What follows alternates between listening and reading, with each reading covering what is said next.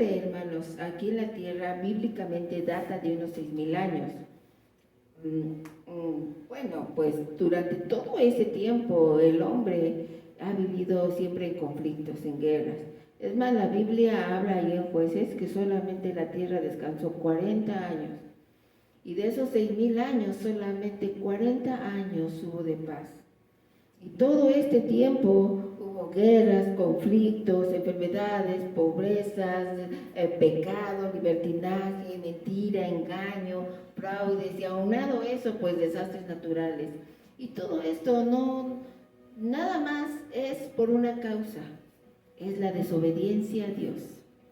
El hombre siempre ha sido rebelde, siempre su conducta de rebelión contra Dios nos ha llevado hasta estas circunstancias. El hombre nunca se ha conformado con lo que tiene, desde el principio, desde el Edén, mucho menos ahora, ¿verdad? Ahora que desconoce a Dios.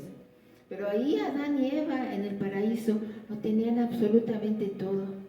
Yo me pongo a pensar, qué hermoso, tenían absolutamente todo, conocían el bien en su máximo esplendor, tenían esa comunión íntima con el Señor, ¿verdad? Tenían ese contacto, ellos estaban vestidos de santidad y estaban llenos de la luz del Señor.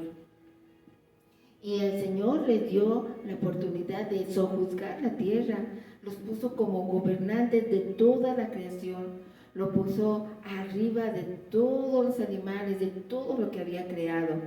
Pero el hombre ahí estaba gozando, lo tenía absolutamente todo, no necesitaba nada. Pero ahí estaba un pequeño árbol en el centro del paraíso.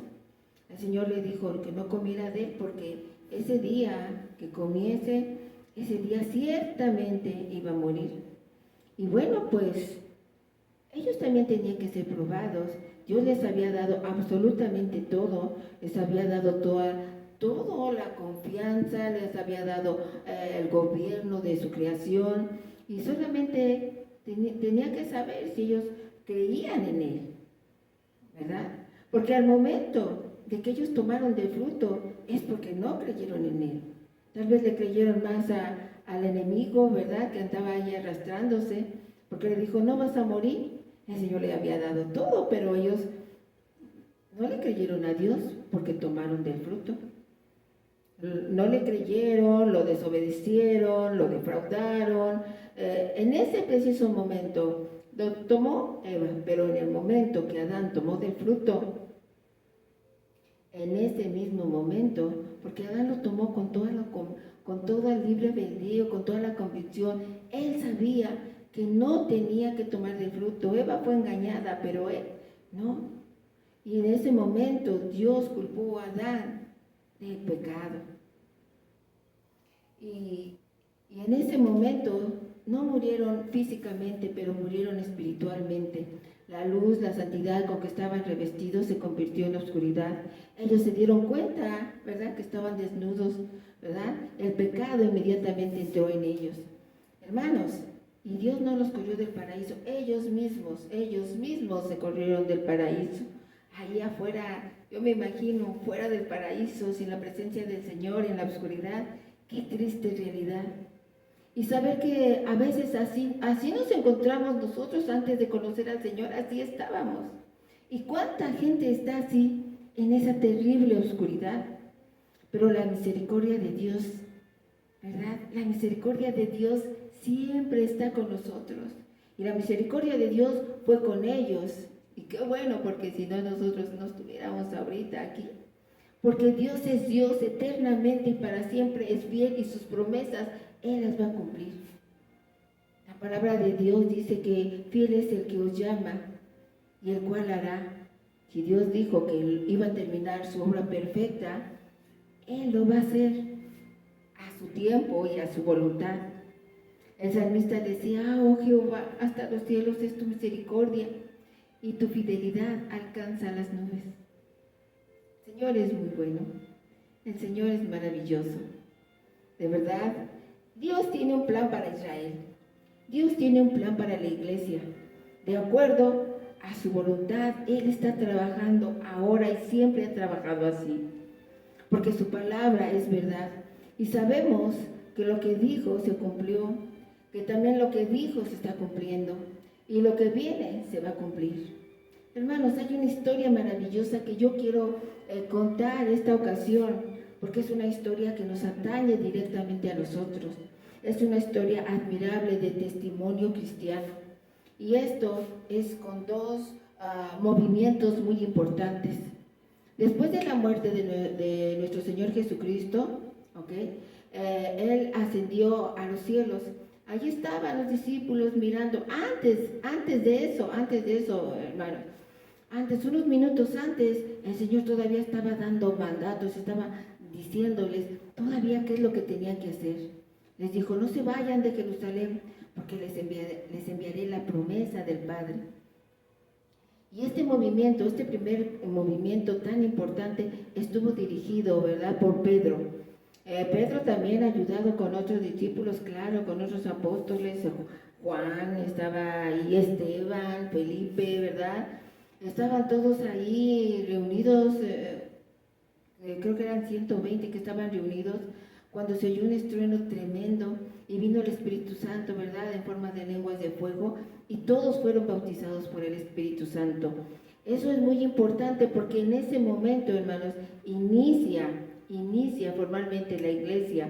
Entonces el tiempo de la ley termina y empieza el tiempo de la gracia. Ahí Pedro se levanta, ¿verdad?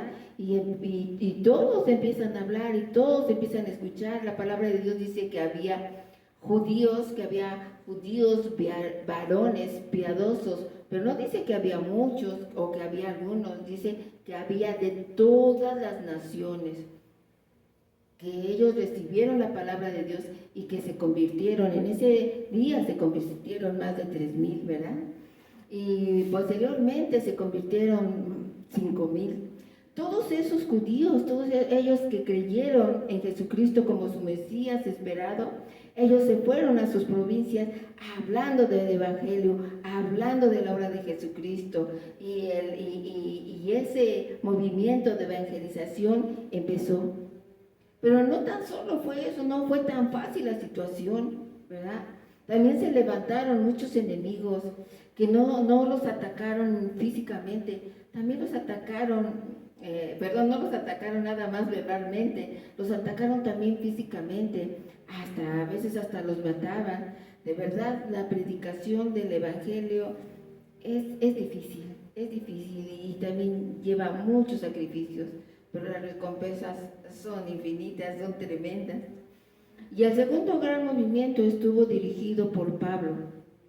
Pablo también ayudado por Bernabé, por Silas, por Marcos, por Timoteo, por Lucas. Realmente él tuvo muchos buenos seguidores que lo apoyaron en la obra, porque Dios le reveló a Pablo, ¿verdad?, el misterio de los gentiles.